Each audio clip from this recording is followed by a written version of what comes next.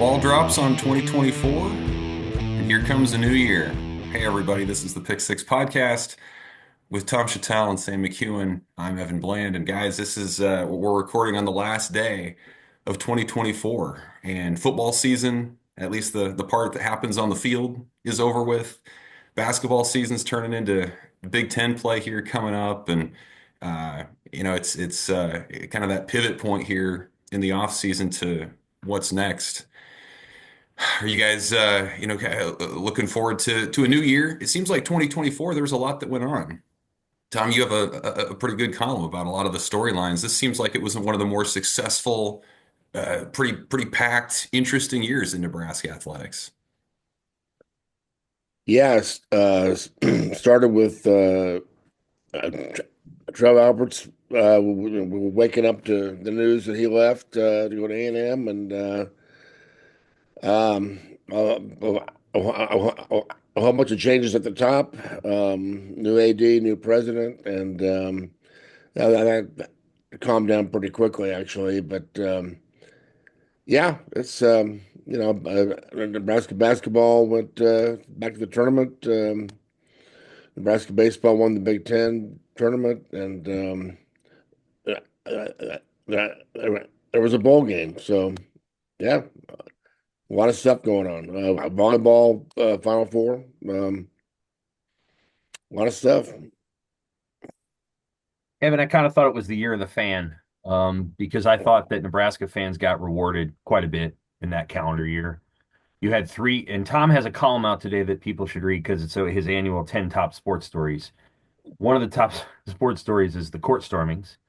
The men's basketball team had two, the women's basketball team had one, and then there were two field stormings during the season, and that was Colorado and Wisconsin. And I think the idea that they stormed the field for Wisconsin basketball and maybe even Wisconsin football was a little whatever.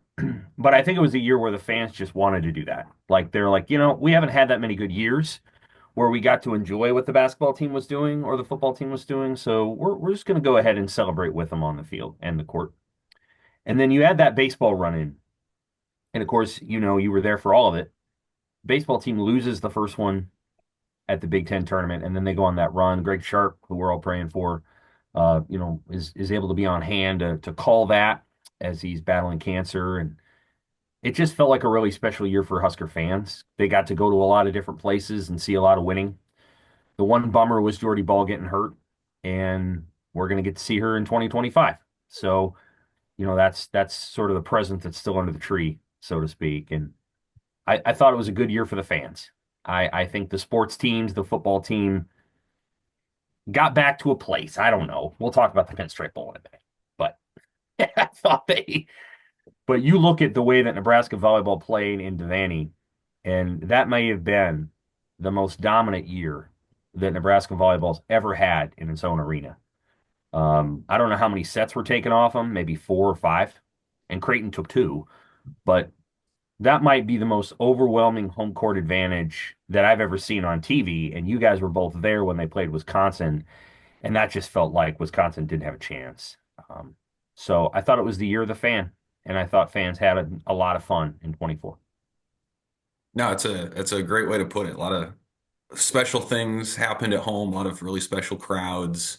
The baseball one, it came to me in contrast where every year it seemed like everything that they did happened on the road. So to have kind of this week-long love fest between team and fan was really pretty cool. I do want So to mention really quickly yeah, the Tom's top story was Dannen and Trev. And I want to be clear that I've been on the record saying I was a big Trev Alberts fan, and I like him still, and I think he's able to see around the corner to a lot of things, and I think he put Nebraska in a better position by hiring Matt Rule. But I'm not sure there could have been a better fit than Troy Dannen. It's just hard to explain that when you see him in a room, you acknowledge him both as the athletic director and also as basically the guy that's like, yeah, that's Nebraska guy right there. Like he has moved so seamlessly into that role and with so much quiet authority. He's not bombastic and he's not standing on a chair or anything. And he's not getting in big fights with anybody. He's not Jamie Pollard, who is also another good AD, but he's not that. He's just, man, he just blends in. And it's like Yeah, Trev left, and it was, but as Tom put it, it's like they found a really, really perfect replacement.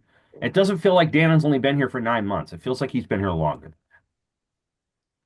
I feel Yeah, like his quality that he shares with Matt Rule is that he's both very good at the big picture stuff, but not at the expense of the details. Like he can have that vision. He's forward thinking, but he has no problem drilling down on some minute detail that makes all the difference, and that can be, something that sets Nebraska apart. So this is a guy who's long been on the forefront of national trends, and he's brought that to Nebraska. And it does feel like, Nebraska's been in solid hands with a guy who has his finger on the pulse of what's going on at a time of crazy changes in college athletics. yeah. My point was this could have been a real mess at the absolute worst time. Trying to hire an AD without a president, and really they were not even close to hiring Jeffrey Gold. And you've had a football coach who'd been there 1 year, and all of a sudden the guy who hired him and the president who hired him are gone.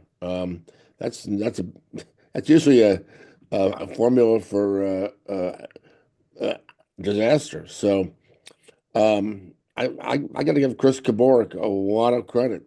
I don't know how big a role he had, but he was out front, and he got the Dannen thing done. And I mean, my understanding is that Matt Rule was in the middle of it, and they asked him to be in the middle of it. They wanted to know who he liked or what he thought, and I think he knew Dannen, and it all went from there. So a lot of smart things happened in like that week, and that was amazing because it could have been a real screw up and with a lot of ramifications.